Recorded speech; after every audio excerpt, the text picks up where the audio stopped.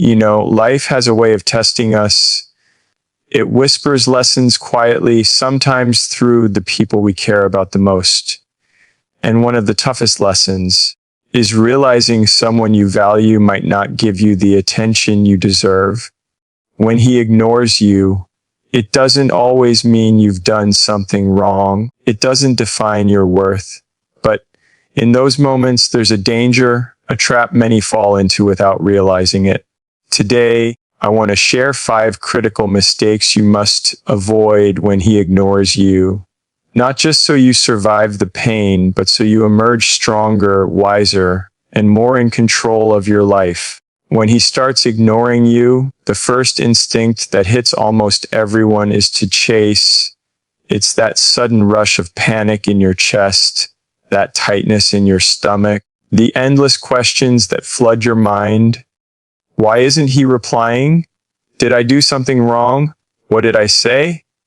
And then, without even realizing it, you start running after his attention, running after his validation, as if your worth somehow depends on it. You send messages faster than you can think.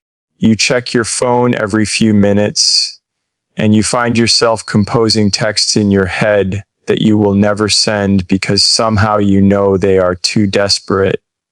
And yet, desperation has this strange way of sneaking in even when you try to hide it. The thing about chasing is that it is visible even when it's subtle. It's in the tone of your messages, the timing, the overthinking that shows in your actions. It's in the way you're always available, always waiting, always hoping for a fragment of his attention. The irony is that chasing someone who is pulling away doesn't make them see you more clearly. It often makes them see you less. There's a story I think about sometimes. A friend of mine, her name is Sarah, was in her late 20s. She liked a guy she met through work. At first, he was responsive, warm, even funny, but over time he became distant. Instead of stepping back, she flooded him with texts. She reminded him of conversations. She sent him funny memes hoping he would reply. She even asked him indirectly if he was upset with her. Each time he ignored her, she felt the need to chase harder. And then, one day, she realized he had stopped responding entirely. Not because she wasn't lovable, not because she wasn't enough, but because the energy she put out was desperate, anxious, and trying to fill a space that he wasn't ready to occupy. Her chasing wasn't going to pull him closer. It was pushing him further away. And chasing doesn't just affect the relationship with him, it affects the relationship you have with yourself. When you chase someone desperately, you start to question your own value in ways that are unnecessary and painful. You start thinking that your happiness, your self-worth, your joy are dependent on someone else noticing you, acknowledging you, responding to you. But here's the truth, your value is not negotiable. Your value is not contingent on someone's attention. It exists quietly, firmly, and unshakably, whether he notices it or not. Chasing him like that is not an expression of love. It's an expression of fear. Fear that you are not enough. Fear that if he doesn't respond, somehow you cease to exist. And fear is a heavy, lonely burden. It clouds your judgment, it distorts your perspective, and it steals the peace that is rightfully yours. The energy of chasing is also a kind of invisible vibration. People respond to energy more than words. Desperation, anxiety, fear, they're magnetic in the wrong way. They draw attention, yes, but not the kind that builds connection. Instead, they draw distance, resistance, withdrawal. And that is not because you are unworthy, not because you did anything wrong. It's simply that you are attempting to force something that is not ready to grow in the soil you are offering. Relationships, attention, attraction, they cannot be coerced. They cannot be dragged out by willpower, by longing, by repeated texts and messages. They unfold naturally, in rhythm with the energy you carry and the presence you cultivate. And yet the temptation to chase is so human. It's not a flaw, it's a survival instinct wired deep in us. We crave connection. We fear rejection. We want to be seen, to be recognized, to be held. So when someone pulls away, it triggers something primal, the need to restore that connection. But what we often forget is that the most powerful way to restore connection is not through effort or force. It's through restraint and self-respect. Letting go of the impulse to chase is not giving up. It's giving yourself dignity. It's standing in your own power. It's allowing space for both yourself and him to breathe, to reflect, to see what really matters. And while you're not chasing, your life does not stop. This is something so many people miss. They think that stepping back, that not texting, not calling, not showing up constantly is somehow passive, weak, or surrendering. But in reality, it is the opposite. It is active, deliberate, and profoundly strong. While he may be distant, you can invest in yourself. You can pursue your passions, reconnect with your friends, immerse yourself in work, art, or movement. You can allow your presence in the world to be full and vibrant without needing his attention to validate it. And here is the beautiful paradox. In the space you create by not chasing, by living fully, by being whole, you become magnetic in a way that chasing could never achieve. Presence is far more powerful than pursuit. Confidence is far more alluring than desperation. There is also an element of self-awareness in not chasing. When you step back, you observe not just his actions, but your own. You see the patterns that no one else can see. You notice how often you compromise your peace for a fleeting moment of attention. You recognize the moments when you have given away your energy for someone who is not ready to meet you. And in that recognition, there is freedom. Freedom to choose differently, freedom to act with intention, freedom to honor yourself. And even if he never returns the attention you wanted, the act of not chasing transforms you. It teaches you patience, it strengthens your boundaries, it deepens your understanding of what love and respect truly mean. You learn that love is not about pleading or proving, it is about being present, being grounded, being unwavering in your value. And there is a quiet satisfaction in that knowledge. There is a quiet peace that comes when you know, without a doubt, that your happiness is yours alone to cultivate, not dependent on anyone else's recognition. Chasing desperately is tempting because it promises control. It promises that maybe, just maybe, your effort will be enough to pull him back. But life and people do not work on our timelines or under our pressure. Trying to force connection is like trying to stop the ocean with your hands. You only exhaust yourself. But when you stop chasing, when you release the need to control his attention, something remarkable happens. You reclaim your energy, your power, your joy. And often, in that reclamation, the universe has a way of aligning circumstances that respect and honor you, whether through him or through someone else entirely. So when he ignores you, remember, chasing desperately is a trap disguised as hope. It drains you, diminishes your value in your own eyes, and rarely achieves the result you desire. Instead, step back, breathe, live, invest in yourself. Focus on what makes you shine independently of anyone else. Let your life be full, let your presence be strong, let your energy be undeniable. Because the person who is meant to see you, to value you, to appreciate you, will notice. And when they do, it will be from a place of respect, curiosity, and genuine desire, not obligation, fear, or desperation. The lesson here is simple, yet profound. Your attention is sacred. Your energy is sacred. Chasing is a surrender of that sacredness. Letting go of chasing is an affirmation of it. It is a declaration that you are enough, that you are complete, that your presence does not require validation. And in that declaration, in that quiet, powerful act of self-respect, you become unforgettable, not because someone noticed you desperately, but because you move through life with dignity, strength, and unwavering confidence in your worth. When he ignores you, it's natural for your mind to start spinning. Your thoughts gather like a storm, circling endlessly, relentless and loud. You replay every conversation, every word, every gesture.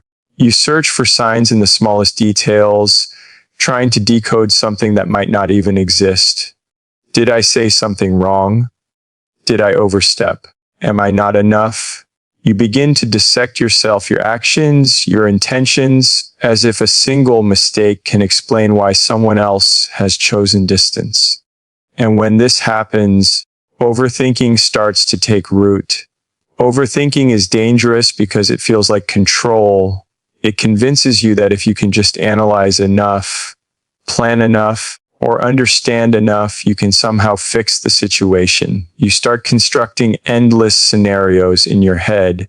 You imagine confrontations, apologies, explanations, moments where he might suddenly realize what he's missing. But the truth is, overthinking is not control. It is illusion. It is a trap where your mind becomes the enemy, not the ally. It keeps you awake at night, restless and heavy. And the more you try to solve it with thought, the deeper you fall into it. Self-blame walks hand in hand with overthinking.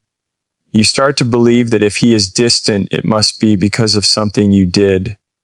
You scour your memory for errors, missteps, times you might have been too casual, too serious, too confident, too available, or not enough in ways you cannot even define. And when you believe you are at fault, the weight of guilt presses down on you. It distorts your perception of yourself. You start to forget the value you carry, the qualities that make you unique, the light you bring into the world. You begin to shrink, reshaping yourself in ways that are neither authentic nor healthy, hoping that by changing, you might coax someone else into seeing you as worthy. I remember a woman, Claire, who had been seeing someone for several months. One evening, he stopped replying to her messages. Hours turned into days, and in her mind, a story began to form. She replayed their conversations, scrutinized her tone, questioned her actions. Was she too enthusiastic? Was she too distant? Did she say the wrong thing in that last conversation?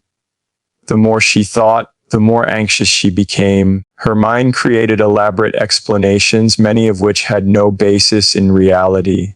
The truth was simpler. He was busy, distracted, unsure, and the distance had nothing to do with her intrinsic worth. But until she learned to stop overthinking, until she realized that obsessing over every detail was only hurting herself, she carried the burden of guilt and insecurity alone. Overthinking also clouds your judgment. When your mind is busy constructing reasons for someone else's behavior, you lose sight of your own feelings. You start to prioritize understanding him over understanding yourself. You start to rationalize behavior that is inconsistent or hurtful, trying to make sense of the senseless. And in doing so, you sacrifice your own clarity and peace. You forget to ask the most important questions. Am I being treated with respect? Am I honoring my own heart? Am I giving myself the love I deserve? Data from psychological research shows that humans are hardwired to ruminate, especially in situations where uncertainty exists. But studies also show that prolonged rumination correlates strongly with anxiety and depression. Overthinking doesn't solve problems, it magnifies them. It's a cycle that feeds on itself. You think more, you feel more, you question more, and the spiral continues. Breaking that cycle requires conscious effort, a willingness to step back, and the courage to trust that your value is not defined by someone else's attention or absence. The antidote to overthinking is not avoidance, it is awareness. It is recognizing when your thoughts are not helping you, when they are looping endlessly and creating pain instead of clarity. It is choosing to pause, breathe, and observe your thoughts without judgment. Imagine sitting by a river and watching the water flow. Each thought is like a leaf drifting downstream. You notice it, acknowledge it, and let it pass. You do not grab it, you do not chase it, you do not force it to turn into meaning. You simply allow it to move, and in that space, a sense of calm begins to emerge. Self-compassion is equally essential. When you catch yourself blaming, gently remind yourself this is not your fault. You are not broken. You are not lacking, and you are not responsible for someone else's inability to show up fully. Your feelings are valid, your heart is worthy, and your presence in the world matters. When you cultivate self-compassion, you create a protective space around your mind and heart, shielding yourself from the corrosive effects of endless self-criticism. Overthinking also steals your present. You might sit with your phone, waiting for a text that may never come, replaying conversations that are already over. Life is moving around you, and you are trapped in an echo chamber of your own thoughts. Moments that could be spent laughing with friends, pursuing a hobby, or simply feeling the sunlight on your skin are replaced by anxiety, speculation, and imagined scenarios. And time once lost to overthinking cannot be reclaimed. Every moment spent in self-blame is a moment taken away from your growth, your joy, your freedom. There's also a subtle but powerful truth: overthinking changes how you show up in life. When your energy is consumed by questioning yourself and analyzing his behavior, you become less present in your interactions, less authentic in your expressions, and more reactive than intentional. Your voice, once confident, now trembles with doubt. Your choices, once guided by desire and intuition, are now filtered through fear. And people, including him, respond to energy more than words. Anxiety, self-doubt, and overanalysis create distance, not connection. A powerful practice is to redirect your thoughts toward your own life, your own growth, your own joy. When you notice yourself spiraling into self-blame, pause and ask, what is within my control? What brings me peace? What nourishes me? Over time, this habit rewires the mind. Instead of becoming trapped in speculation about someone else, you center your energy on what you can create, experience, and enjoy. This is not avoidance, it is empowerment. It is reclaiming your agency in a world where so often we feel powerless. And while it may feel uncomfortable at first, the relief that comes from releasing overthinking is profound. The anxiety softens, the heart eases, and the mind becomes a quiet companion rather than a relentless critic. You begin to see that someone else's distance is not a reflection of your value. You begin to see that overanalyzing cannot manufacture affection or respect. You begin to understand that self-blame is a mirage and your worth, unshakable, exists beyond it. In essence, overthinking and self-blame are traps that feed on uncertainty and fear. They create suffering without offering solutions. The way through is awareness, self-compassion, and conscious focus on your own life. It is realizing that your heart is whole, your mind is capable, and your value is inherent. And as you step out of the storm of endless thought, you carry a quiet strength, a calm presence, and a clarity that is impossible to ignore. Your attention belongs to you, your peace belongs to you, your life belongs to you. And no amount of overthinking or self-blame can diminish that truth. When he ignores you, one of the most common traps is begging for attention or validation. It begins subtly, almost imperceptibly. You post a picture or a story, hoping he will notice, hoping he will comment or react, hoping that some small gesture will remind him that you exist.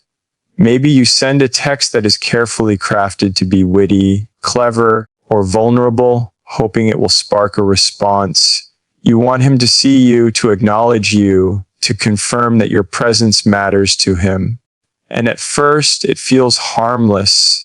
It feels like you're keeping the connection alive. But slowly, it becomes a habit, and then it becomes a pattern. You start to realize that your happiness, your sense of being valued, is somehow tied to someone else's acknowledgement, to their approval, to their response. Begging for attention is often mistaken for love, but it is not. It is an attempt to fill a void that exists not because of him, but because of how you perceive your own value. You believe that if he notices you, if he reacts to your message or post, if he validates your feelings, then you are enough. But this is a dangerous illusion. Your worth is not dependent on someone else's recognition, and seeking validation externally erodes the very foundation of your self-respect. I think about a woman named Emily. She was vibrant, creative, and full of life, but when she was with someone who ignored her at times, she found herself constantly seeking reassurance. She posted cryptic statuses on social media, hoping he would ask what was wrong. She sent messages with double meanings, hoping he would notice her mood. She waited by her phone for responses that often came late or never at all. Every moment she spent seeking his attention chipped away at her confidence, making her feel smaller, more uncertain, and more dependent on him for the very thing she already carried inside herself. And the irony was cruel. The more she sought validation, the more distant he became. People rarely respond to being needed or chased in this way because the energy behind it is rooted in insecurity, not authenticity. Seeking validation also creates a cycle of dependency. You begin to feel that your joy, your peace, and your sense of self cannot exist independently. You start measuring your days by his responses, your moods by his presence, your value by his attention. And when he does not provide the validation you seek, you feel incomplete, lost, or even broken. But the truth is that nothing external can define your value. Validation must come from within, from a place of self-awareness, self-respect, and love for yourself. When you cultivate it internally, the need for external approval loses its power over you. Begging for attention can also manifest in subtle, manipulative ways. You might try to make him jealous, hoping that by showing your worth indirectly, he will react. You might share stories of other people's admiration or highlight your achievements, hoping he will notice and finally respond with recognition. And even when it works, even when he reacts, it is never the same as genuine connection. It is a temporary fix, a shallow substitute for real understanding and respect. Over time, it leaves you feeling empty because you have traded authenticity for the illusion of being seen. There is also the emotional toll to consider. Every time you hope for validation and do not receive it, your brain releases stress chemicals. Anxiety rises, your heart feels heavy, and the mind begins to spiral into self-doubt. You begin to internalize his silence as a judgment, as evidence that you are lacking in some way. But this is not the truth. Silence, indifference, or distraction from someone else says nothing about your inherent worth. It speaks only about their capacity at that moment to meet you where you are, and nothing more. A critical turning point is realizing that attention and validation are not commodities to be earned from others. They are qualities to cultivate within yourself. This doesn't mean you stop caring about connection or that you suppress your emotions. It means you stop placing the power of your happiness in someone else's hands. When you no longer seek validation externally, your presence becomes magnetic in a different way. People notice you not because they are obligated or because you seek it, but because your energy is grounded, calm, and confident. Authenticity shines in a way that desperation never can. There is a delicate but profound truth here. People are drawn to those who are whole, not to those who are needy. The difference is subtle but powerful. Neediness carries an energy of lack, of incompleteness, of something missing that must be filled. Wholeness carries an energy of abundance, of self-respect, of someone who already knows their worth and is simply willing to share it. And when you operate from that place, you no longer have to beg for attention. Your attention is not wasted on trying to control someone else.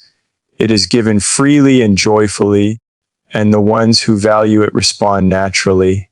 Consider a man named Daniel who had been distant from someone he cared about. She stopped posting cryptic messages. She stopped waiting by her phone, and she stopped crafting moments to catch his attention. Instead, she focused on her own passions, her friendships, and her work. She allowed herself to be present in her own life fully, without expectation. The result was remarkable. Not only did she feel more grounded and joyful, but when they interacted again, it was different. It was real. She was not trying to elicit a response. She was not performing for validation. She was simply being herself, and he noticed her because she was fully alive, not because she was chasing approval.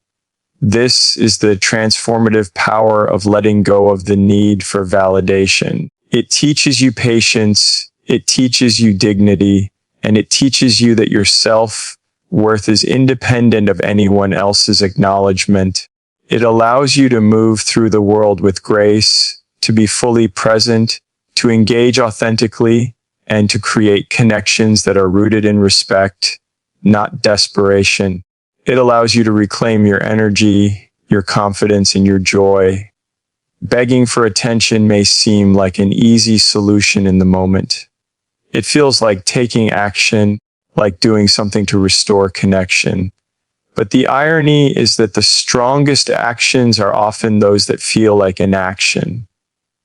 The moments when you step back, when you refuse to compromise your self-respect, when you stop seeking approval, those are the moments that carry real power.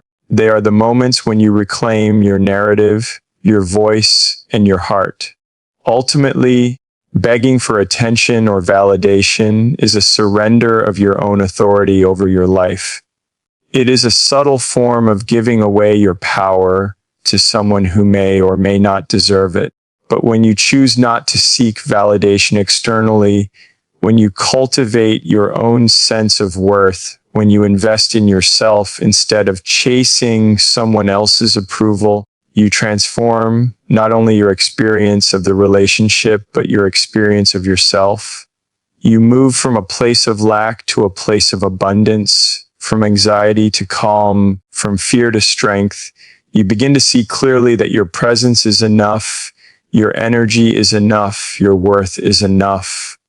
You no longer need to perform, to provoke, or to seek recognition. You simply are, and that is more than enough. And in that authenticity, in that grounded sense of self, you create a life where attention and love are not begged for. They are naturally drawn to you, not because you force it, but because you embody it fully. Your time, your energy, and your heart are sacred. Every moment spent seeking external validation diminishes your own connection to yourself. Every moment spent begging for attention is a moment stolen from your growth, your joy, and your peace. But when you choose differently, when you honor your own worth first, you create a space where respect, love, and genuine attention can flourish naturally. The shift is subtle but profound. It begins with awareness, continues with self-compassion, and strengthens with practice. And in this way, you discover something extraordinary, that you have always been enough, that you have always carried value within you, and that no one's attention or lack thereof can ever take that away. When he ignores you, it's easy to forget the life you've built for yourself. You start shrinking unconsciously, as if your world should revolve around him. You cancel plans with friends because he might text. You postpone hobbies or personal projects because your attention is caught up in waiting, hoping, wondering. You begin to move through the world half present, as if your own life is secondary to the possibility of someone else's attention. And what begins as a small sacrifice slowly becomes a habit, a pattern, and before you know it, you're living less fully, thinking less deeply about what makes you vibrant, while your energy gets absorbed into a space that may never truly see you. I remember someone named Laura, a woman in her late 20s, who had been seeing someone casually. At first, their connection was light, playful, exciting, but when he started pulling away, she found herself canceling everything else for him. She skipped dinners with friends, postponed art classes she loved, avoided social events, all in a quiet hope that by being more available, she could somehow pull him closer. Over time, her life began to feel empty, not because he wasn't giving attention, but because she had stopped giving attention to herself. Her world had shrunk around a space that was uncertain, and every day she felt a little more invisible, not to him, but to herself. Ignoring your own life is insidious because it disguises itself as devotion. It masquerades as love, as patience, as care. You tell yourself, I just need to wait for him. I'll pick up my life later. I'll return to my passions when he notices me. But life doesn't wait. Moments that could have been lived, friendships that could have been deepened, passions that could have been pursued, these things slip away quietly. And the most painful part is, once lost, they can rarely be fully regained. The years you spend living half a life are lost to no one but yourself. When we stop investing in our own lives, we also stop growing. Personal growth, joy, and self-discovery require presence, attention, and action. They require choosing ourselves even when no one else is. When you ignore your own life, you deny yourself the opportunity to learn, to expand, to meet yourself fully. You become a shadow of your own potential, tethered to someone who may or may not be ready to meet you at your level. And every choice you make in that half, life slowly chips away at your confidence, your happiness, your identity. There's a subtle but powerful truth about human relationships. No one can give you the fulfillment that comes from your own life.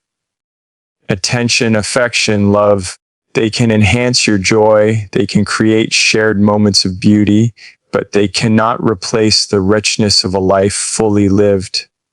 Your own laughter, your own achievements, your own curiosity, your own passions, these are the things that form the core of your being.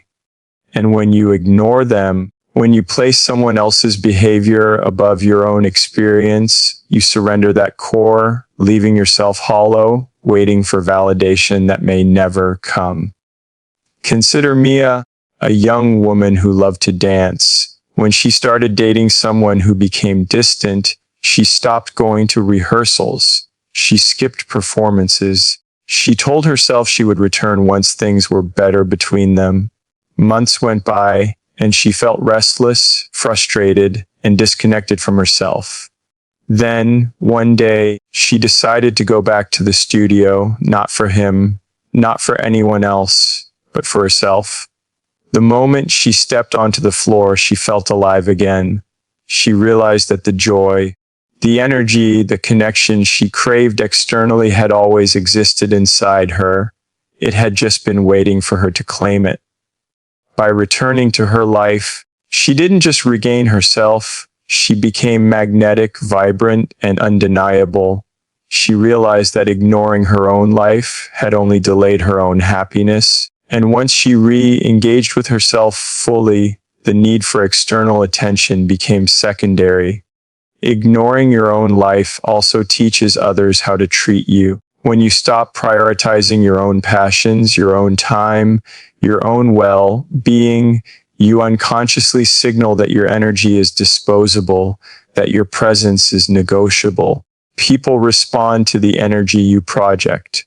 When you shrink yourself to accommodate someone else's behavior, you reduce your visibility, not just to them, but to the world at large. Conversely, when you live fully, when you invest in your dreams, your friendships, your joy, you communicate a quiet but powerful message. You are whole, you are valuable, and your life is not contingent upon someone else's attention. It's not selfish to choose yourself. In fact, it is one of the most courageous acts you can perform. Choosing yourself means acknowledging that your happiness, your growth, and your fulfillment are your responsibility. It means refusing to sacrifice your energy for someone who may not be ready to give theirs. It means reclaiming your time, your space, and your focus. And the beauty of this choice is that it ripples outward. When you invest in yourself, your presence becomes fuller, your energy becomes brighter, and the connections you do cultivate, romantic or otherwise, are healthier, more balanced, and more authentic. Ignoring your own life often stems from fear, the fear of being alone, the fear of losing someone, the fear that without their attention, you are incomplete. But the paradox is that the opposite of ignoring yourself is not abandonment, it is liberation. When you step back into your own life, you free yourself from the weight of external expectations. You create a space where joy, creativity, and connection can flow naturally. You no longer operate from a place of scarcity or need. You operate from abundance and confidence. Life is happening all around you, in moments that may seem small but are profound. The laughter of friends, the sunrise on an empty street, the satisfaction of completing a project, the thrill of learning something new. These are not secondary experiences. These are your life. And when you neglect them, even for someone you care about, you risk missing the very moments that shape who you are, the experiences that remind you of your strength, your resilience, your joy.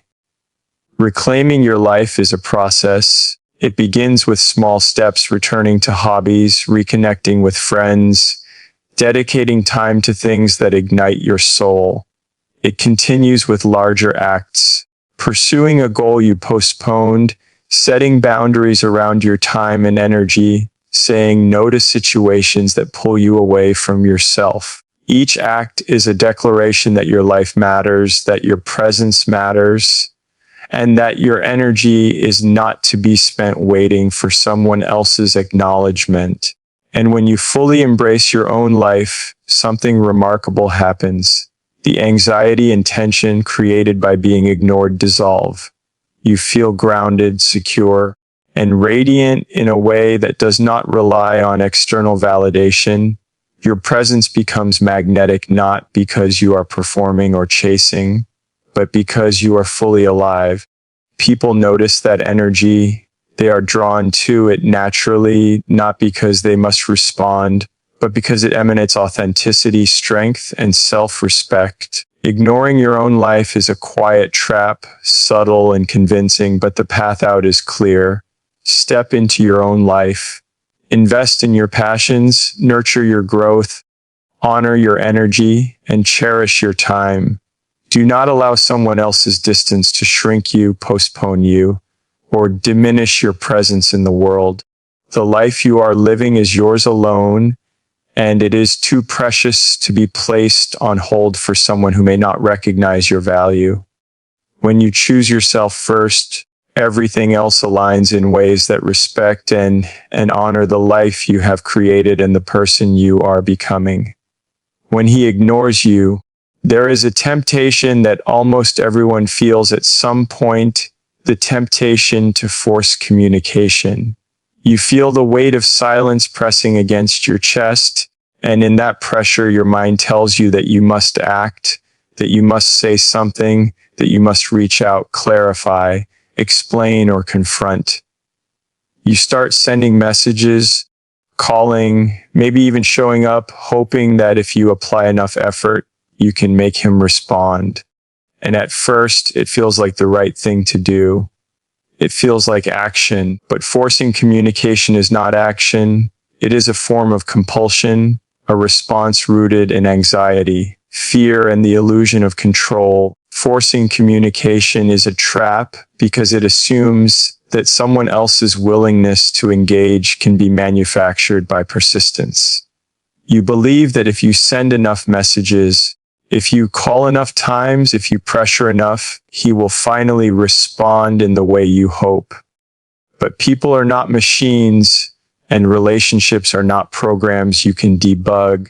Every attempt to force interactions sends a subtle signal that you are anxious, that you are unsettled, that your peace depends on someone else's compliance. And when we operate from that energy, we create tension, resistance, and often further withdrawal. I think about a woman named Natalie who had been seeing someone casually for several months. When he began to pull away, she felt panicked. Every hour without a response felt like a verdict on her worth. She started sending long messages, calling multiple times a day, even asking mutual friends to check in subtly. At first, it seemed like she was maintaining connection, but the reality was different. The more she tried to force communication, the more distant he became. He did not react out of malice. He reacted out of the energy she projected. When someone feels pushed, pressured, or compelled, their natural response is often to retreat. And so, in her effort to regain attention, she lost the calm and clarity that could have guided her actions more wisely. Forcing communication also undermines your dignity. Every message you send out of desperation, every call made to demand a response, chips away at the quiet strength that exists within you. It is easy to confuse volume with influence, repetition with persuasion, and pressure with connection. But true connection is not created by force. It is created by presence, by alignment, by authenticity. When you try to manufacture attention through repeated attempts, you are placing your power outside yourself, handing it over to someone who may not even be ready to hold it responsibly. There is also the emotional toll. Every ignored message, every unanswered call, every lack of response feeds anxiety, self-doubt, and frustration. You begin to question your actions, your worth, your desirability. You try to rationalize the silence, creating narratives in your mind that often have little basis in reality.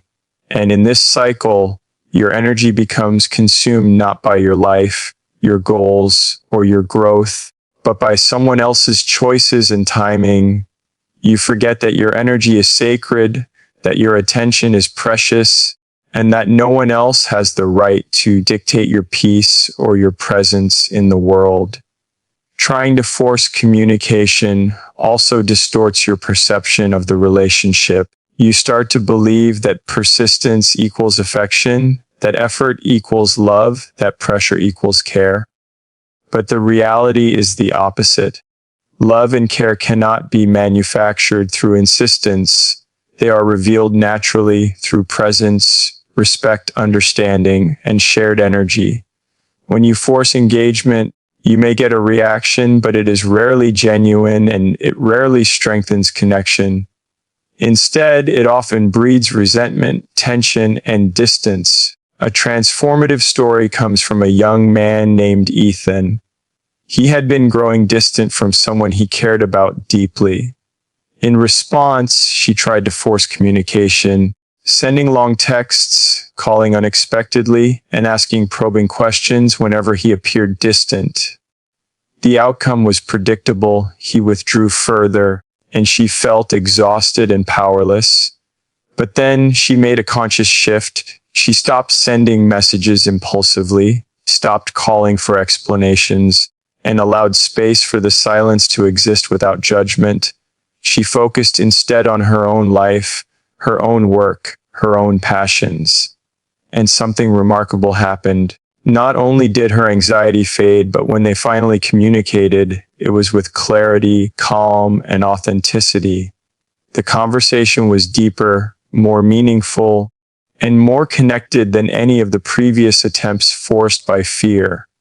In stepping back, she reclaimed her presence and created the conditions for true engagement.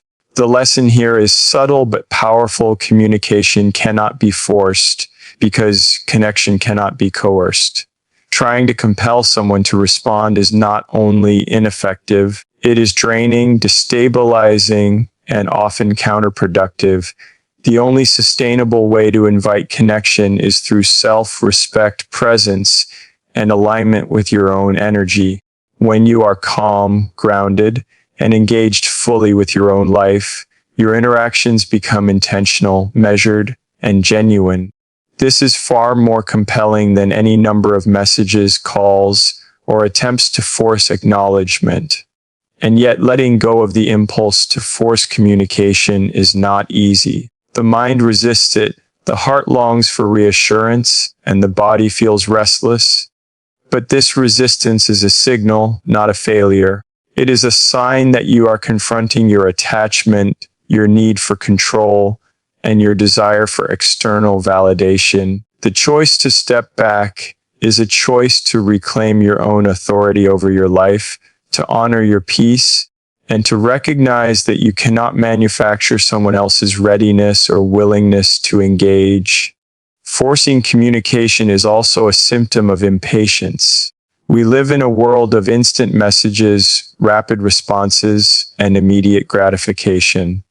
We forget that human hearts do not operate on a schedule and that sometimes the most profound gestures of connection emerge in their own time. Silence, space, and reflection are not empty, they are essential.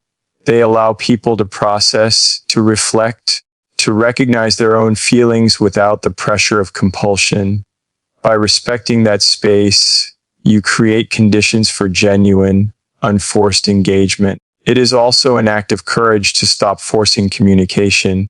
It requires trust, trust in yourself, trust in your worth, and trust in the flow of life.